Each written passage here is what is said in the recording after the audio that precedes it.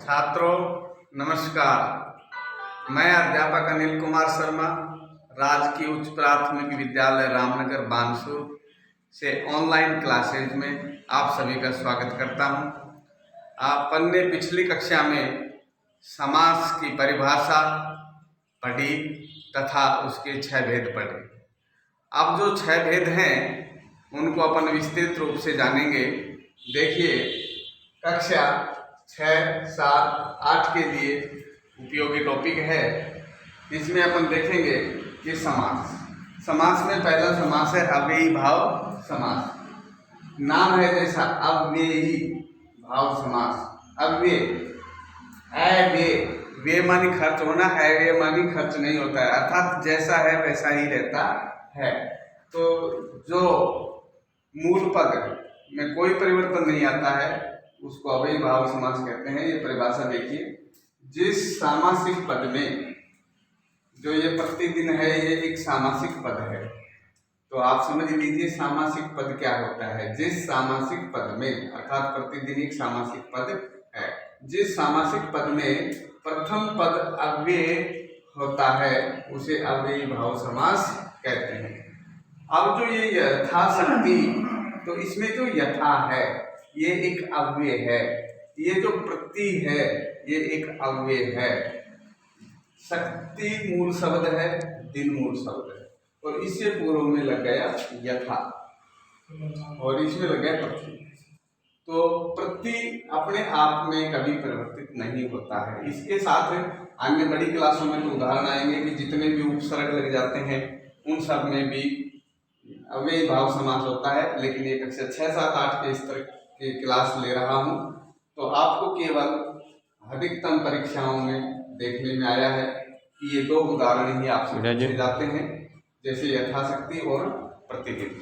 तो आप से प्रश्न पूछा जाएगा कि यथाशक्ति में कौन सा समास है, तो आपको बताना है कि यथाशक्ति में अव्ययी भाव समास है। प्रतिदिन में कौन सा समास है, प्रतिदिन में बताना होगा कि अव्ययी भाव समास है। इस प्रकार से प्रश्न आते हैं। अथवा फिर आता है कि आपको प्रतिदिन लिख के दे दिया कि प्रतिदिन का समास विग्रह कीजिए।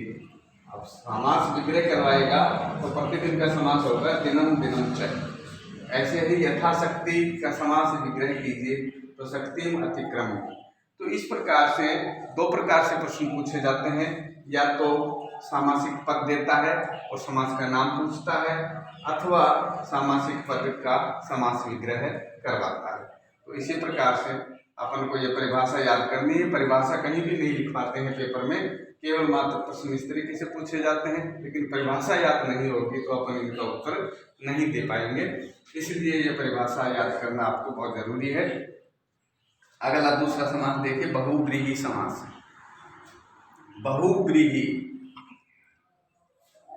जिस प्रकार से समास का नाम है, ये कहीं आपको पुस्तक में नहीं मिलेगा। ये बहु होती है जब कोई लड़की ससुराल जाती है तो उसको बहु बोलते हैं, अर्थात अपने से दूर जाना, अपने अर्थ को दूर से प्रकट करना। तो इस प्रकार से बहुव्रीहि समास की परिभाषा है, जिस सामासिक पद में, जिस सामासिक पद का कोई अन्य अर्थ निकलता है उसे बहुव्रीहि समास कहते हैं। सामासिक पद ये जो है वीणा पानी, ये सामासिक पद है और इसका अन्य अर्थ निकलना, जैसे वीणा पानी, वीणा पानी यशसे। वीणा है हाथ में जिसके, वीणा है हाथ में जिसके, ऐसे कौन है? ऐसे माँ सरस्वती है।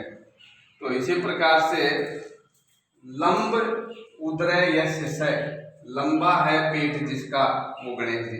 सारी दुनिया में किसी का कितना ही लंबा पेट हो, कोई कितना ही मोटा आदमी हो, लेकिन लंबोदर के नाम से गणेश जी ही प्रसिद्ध हैं। तो लंबोदर के नाम से अपन जान जाएंगे। इसी प्रकार से अनेकों उदाहरण हैं, जैसे वृकोदर है, चंद्रशेखर है। तो इस प्रकार से ये बिल्कुल आपकी परीक्षा में ऐसे ही सवाल पूछे जाते हैं कि या तो सामासिक पद देते हैं, ये सामासिक पद हैं लंबोदर और वीणा पानी। वीणा पानी में कौन सा समास है, लंबोदर में कौन सा समास है, ये प्रश्न पूछे जाएंगे। अथवा वीणा पानी का समास विग्रह कीजिए और लंबोदर का समास विग्रह कीजिए।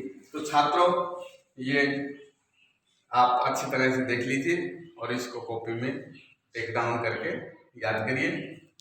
अगली क्लास में आपको आगे के भेद पढ़ाए जाएंगे। धन्यवाद।